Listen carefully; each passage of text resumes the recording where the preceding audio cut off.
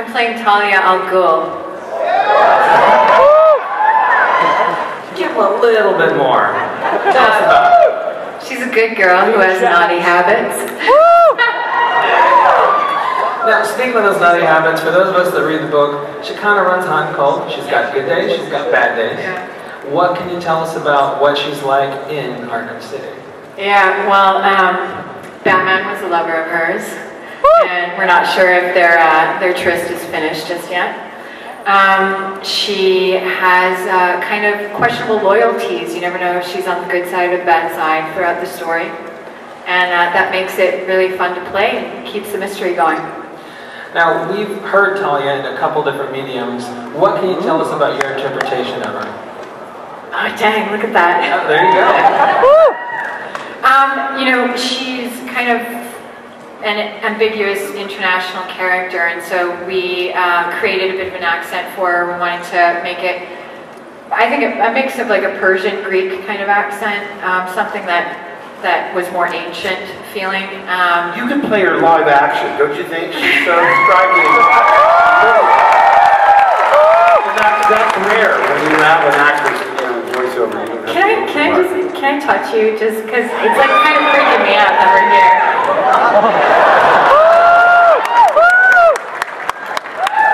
Yes, I'm old. Wow, so awesome. Alright, so realistically speaking, if you told us anything else about your character in the game, there are these people that are off stage that would come grab you. Any final thoughts before we dive in?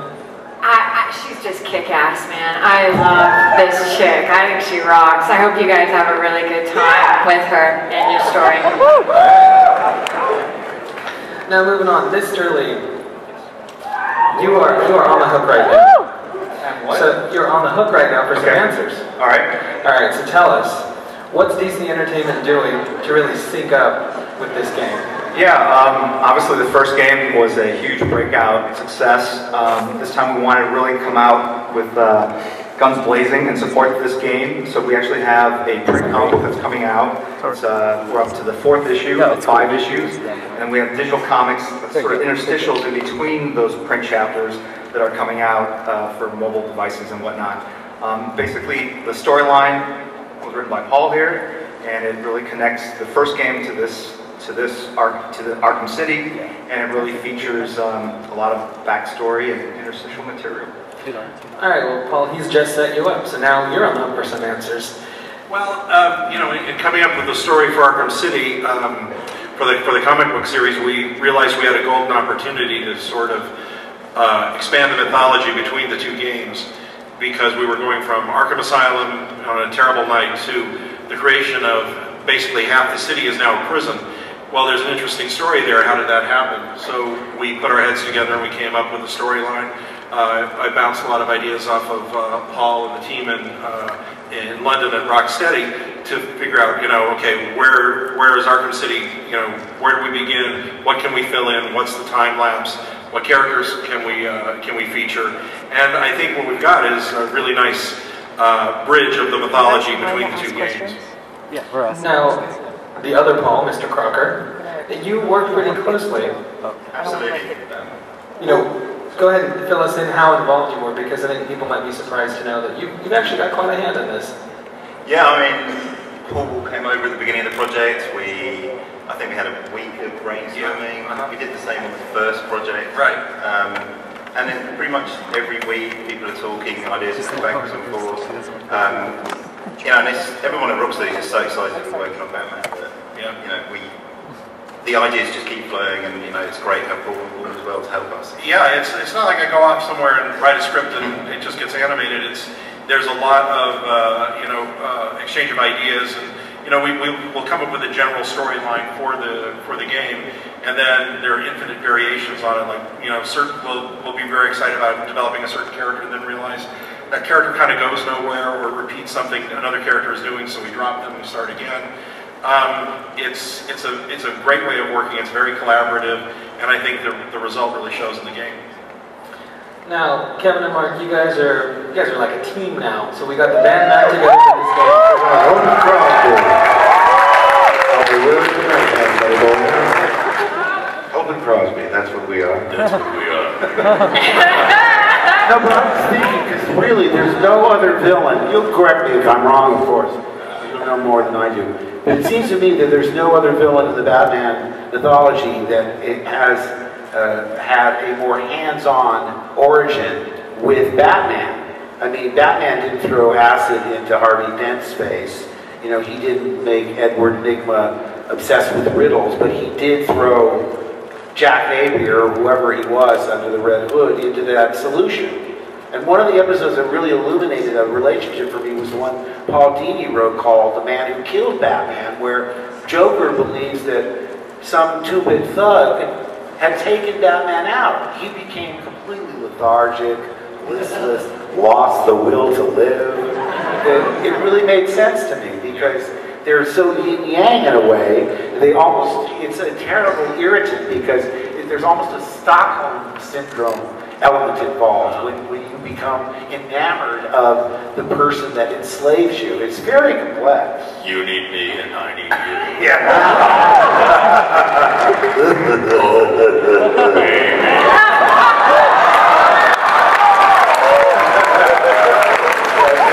Yeah, it's never boring. People say, don't you find it, repetitive in a way? To me, it's just got endless possibilities because he's insane, he's completely unpredictable, and he's never boring, at least to me. I just had so much fun that when I had the opportunity to tell you the truth, when the animated series came to an end, I thought, after all those years of doing the one that was under the auspices of standards and practices, because I get letters saying, why don't you kill more people, and you have to remind them, it's a cartoon for children, we can't kidnap, we can't, there's all the no-nos. I thought one thing I would love to do, one swan song that I thought would make sense would be to do the gnarliest R-rated Joker I could, so I wanted to do a book on tape of The Killing Joke. All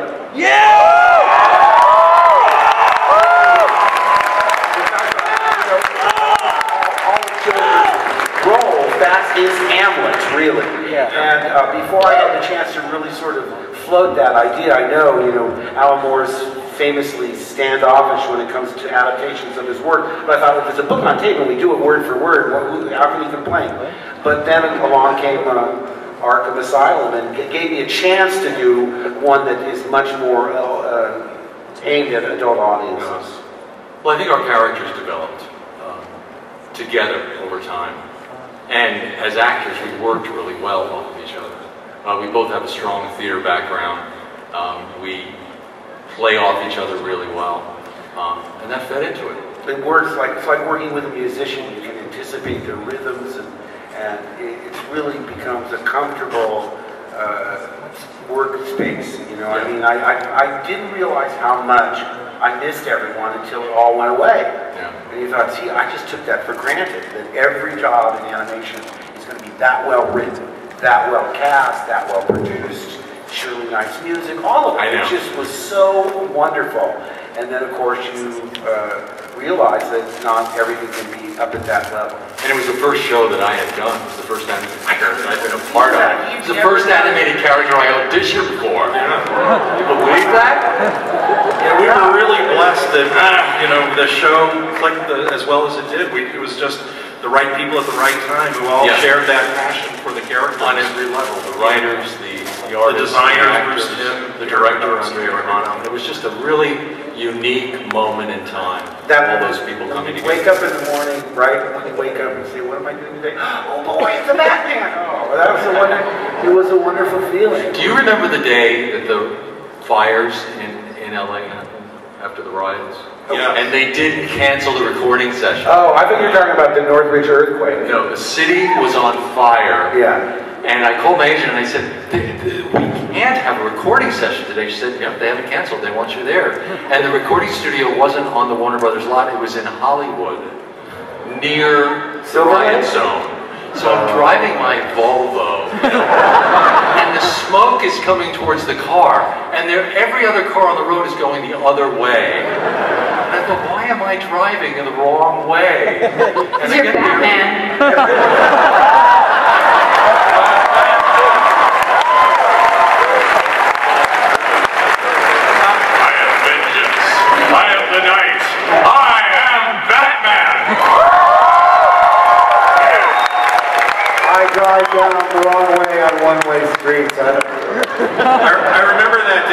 because we were doing the recording, and I lived about a half-mile away from Arlene Sorkin, and we would sometimes go to the sessions together.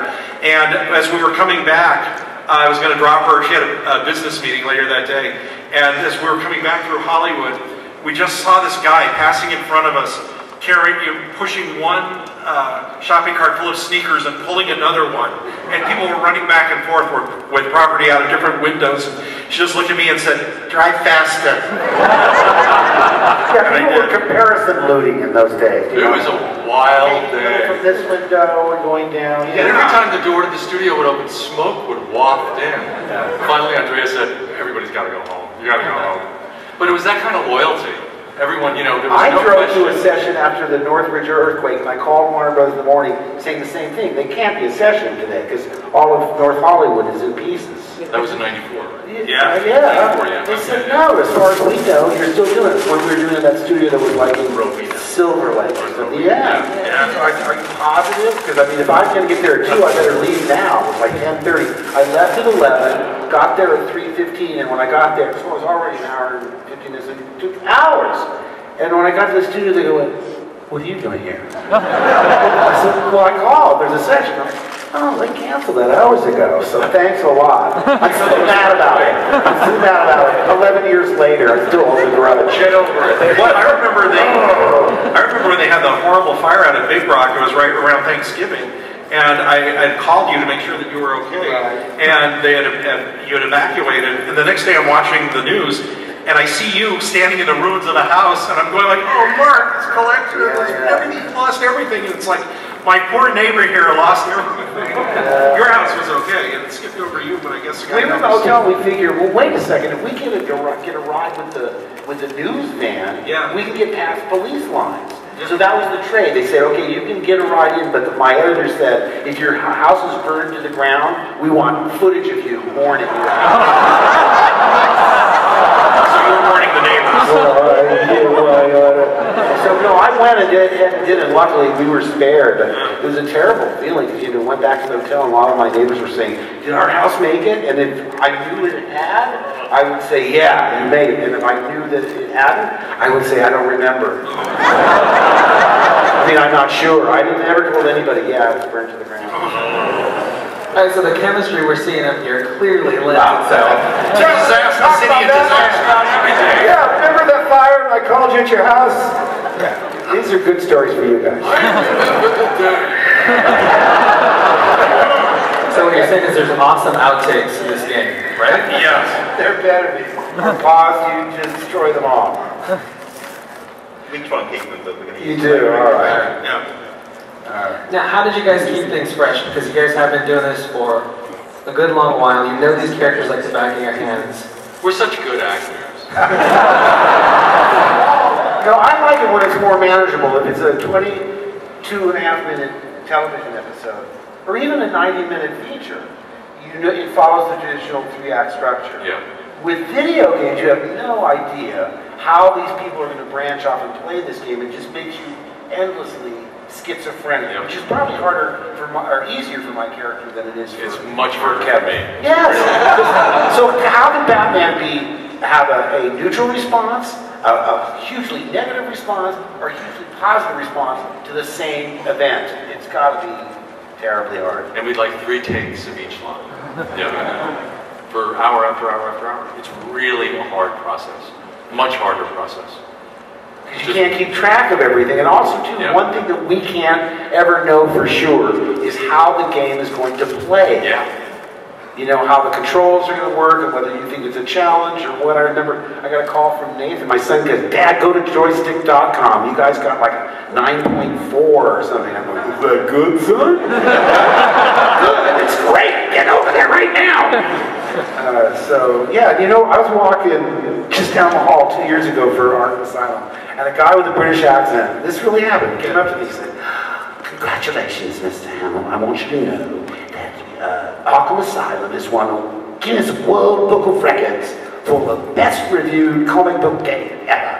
And he gave me this big plaque, and I posed for it, and then he took the plaque away and disappeared, and I never saw him again. So I want want to know, is that really true, or was that a major prank? No, it's... wind up on an Ashton Kutcher show or something. No, it's true. I mean, we did get in the Guinness Book of World Records. I was over in the studio when they came in and they did the photography with everybody. I thought you had to sit on a flagpole for about 3 weeks to get one of those things. Oh, really? Well, I made me suspicious that he didn't let me keep the award. So I would have given it to, whoever it belonged to, but I only had it for about 40 seconds. All right, now so for the sequel, obviously you're coming off a big high. You're clearly raising the stakes a little bit. Do you want to talk to us what you can about what's going into the game, how you guys have collaborated? More importantly, why's Talia in the game? Why'd you pick her? Why would you not pick her? Are you crazy? We can talk about only these guys to our right know who we're authorized to talk about. We're not allowed to say anything. Yeah, we can't tell who's in it. Well, we put Talia in the game because she's such an awesome character. We can't really say why she's in the game because that would spoil a massive part of it. But I mean, when we moved into making Arkham City, we really just tried to look at everything that worked in the first game and just really ramp it up and make a much better experience for the player and really focus everything around that. So better gameplay, more gameplay, getting more Batman characters in, and just really make them as good as possible. Now, when picking the characters to put in the game, you have quite a few to choose from, but the Arkham universe is very specific. So, out of the Rogues Gallery, how did you decide who you were going to grab? And if you want to tell us something that we don't know about, feel free. Yeah, we don't want to tell you anything you don't know about. I mean, we started off, we have the core narrative that runs through the game, so we knew pretty much in the first week when you were over, it was going to be Hugo Strange and Batman and Arkham City, etc. But as the game's progressed and Arkham City's got bigger and bigger, we found loads more opportunities to put more characters in. Because obviously the great thing about Arkham City is, it is a prison, so we can put any of the bad guys in there. And then it's interesting to see what they do once they get into Arkham City. So, Riddler chose to build a bunch of death traps and find a way to trap Batman, whereas Cameraman is actually in there purely to give the player a kind of interesting date-based challenge in order to hear his history over different things he's done over a year, which we collaborated on, quite a lot. That was a lot of fun. Was coming up with his dialogue and the information he would exchange with Batman. And I'd say that was pretty much some of the more straightforward writing of the game. Is some of the stuff that doesn't involve the main gameplay, where we actually get into the characters' heads. Calendar Man was a lot of fun to write. Yeah, and it works really well in the game. Then the meals over the tapes are back, so you get to get in the heads of all the different villains, but from the point of view of Hugo Strange. So like I say, we just try and cram as much story elements and characters in as we can. And there's a lot of stuff that just doesn't work. Like we had gone off on a tangent early on about an element of the story that we can talk about probably next year that just kind of fell by the wayside. But it would still make a great idea for a story or graphic novel or something. Alright, so I actually have a question for Mark. Hello. Now, of the new characters that are coming to the stage, we're seeing a lot more villains. So Joker's got a little bit more competition. So, in your mind, when you were doing the performance, did you feel like you had to step it up? Competition for the Joker. Really, you always try and fulfill whatever is on the page. Accomplish what the writers and directors wanted. Okay. Put it down, I'm keeping it. Yeah. So these are props. And It's battle damage Robin. Very nice. okay, well, Is that Killer Croc there? Yeah. So in any case, in this version, I was trying to fit the Joker to what it was that was required in this particular scenario. And you guys saw the trailer. They showed the Spike Awards. That's the foundation that I'm working on. And I didn't know, nobody tells me anything. Did you know there were action figures for Arkham Asylum? I did. Yeah. What? Two series of 5, right? Now remember, I'm going to be picking the raffle number. So let's work on it. I got to get those figures, you guys. You think I get them here at the con? Are they on sale down on the floor? I'll go look for them. Well, we're actually doing a new set of toys to support Arkham City. In fact, that's what these are here. So the first wave is actually Harley Quinn, battle damaged Robin. You lost a whole leg. Yes. And then obviously Killer Croc here, which is probably as hefty as Bane is there. So.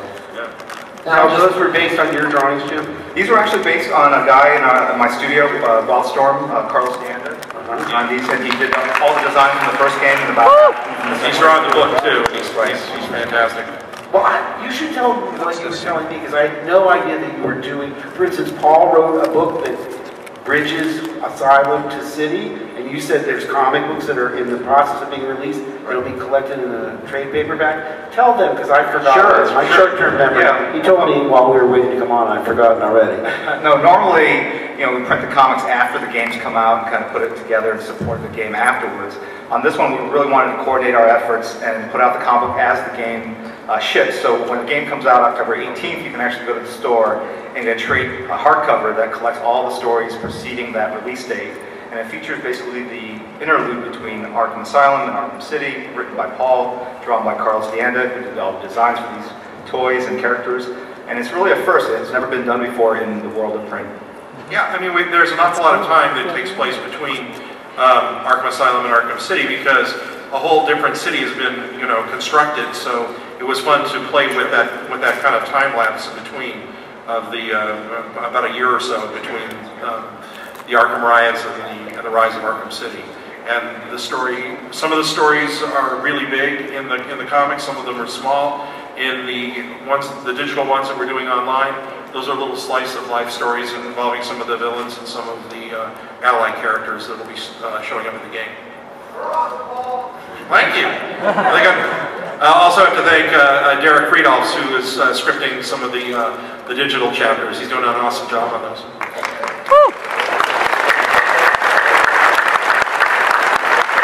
Now, I guess I should ask, so these are Arkham City action figures, right? Correct. So that means Killer Croc is in Arkham City?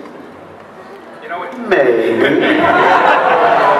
I don't know. I go to Jack in the Box a lot with my wife, and every time we go, she stares at the menu for like 15 minutes, and I go like, you know exactly what's on the menu, right? Why do you have to spend so much time thinking about it? This is Batman. We all know the characters that are going to be in this game. I have one anecdote about a character, and they shut me down, so I can't share it. But honestly, sorry. But it rhymes with no. And that sounds hard just about exploding. But yeah, I mean, it's the world of Batman, so you know who all the heavy hitters are, and obviously these guys are great about sort of readapting these characters for this game, and it's a completely different look for the mythology. So it's very exciting. And it's safe to say this is wave 1, maybe? So implying more waves? That would imply, yes, you're right. So it's just, this is, I don't know how you would phrase that. Screwed up. You want to side a Killer Croc with that? Alright. She orders a number 6. Alright, each and every time. Now, as far as what you guys are doing with the game, there's some neat stuff that you guys are putting in the collector's edition. Jim, do you want to run us through some of that stuff? It depends, I think, depending on which retail shop you go to, so I don't know if that's been finalized yet. Well, the one that's in the DC booth. The one that's in the DC booth? Yeah. You got sketches and stuff? Okay. I don't know if I can talk about that, honestly. Alright, we can't go to the DC booth. There's stuff. Yes. I know some stuff is exclusive depending on where you buy it, but that's I'm not 100% sure. Now, how much of Arkham City has kind of come out of what everybody in this room that's very vocal on the internet has suggested or asked for? And then this is more of a question for Paul. You do listen to them, right? Oh, more deep calls. Come on. Well, we really read everything, the forums. But now we've got a very large area, much bigger than an island. How did you know, where did you stop yourselves from basically killing yourselves from deciding to do a ton of stuff? I think we're still killing ourselves making this game. The game is huge, but we really, our principle in making it has always been, to really make the player feel like they are Batman. And so every design decision we make is purely based around that. So one of the great things about playing Batman in a city was we were able to develop a gliding system so you can move around the entire game without touching the ground. We can drop down, take out thugs, then straight away grapple straight, back onto rooftops and really feel like you're Batman doing it. And I think that was the kind of eureka moment for us when the whole city came together as to why this could be really cool.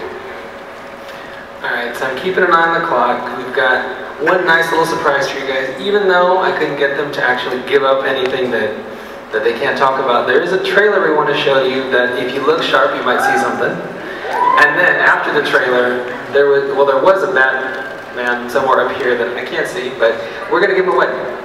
But first things first, I think we're going to look at that trailer. Everybody look sharp, you might notice something. Okay, so I think you guys got that. Alright, so next up we've got, I'm trying to get this straight here. So we have this Legacy Edition Batman that is not white. It is Mr. Classic Blue. And so what I'm told is that there was, I'm going to read this, several people were randomly selected upon entering the hall, and you guys were given a card. Now, those cards are in the box that Mark has, and he is going for in front of our friends here, and you're just going to pull one. When your number is called, you want to come running up here to the person who's not standing there, but just come here. Whoever's got the card, come here. You get to see it, and they're going to ship it to you so you don't get mugged on the way out home. Alright, so, if you will, sir. Number 976. 976. Justice League. I can't remember. But I do remember the paradox because it was called The Death of Solomon Grundy. And I thought, how do you kill a zombie? I mean, what's dead to a zombie? Come on, that's a Tuesday. I don't know who you got for this one, but again, it's the most gnarly version of Solomon Grundy I've ever seen. And who voiced, is that the Penguin that we saw? Yep. Yeah. Again, nasty. Who's the actor who plays, who's doing the voice of Penguin? What's that the thing? He can't remember. Everybody forgets these things. That's alright, I'm sure there's ways to find out if you're curious. Sorry to put you on the spot that way. Well, I couldn't even remember what cartoon I did Solomon Grundy in. I just remember.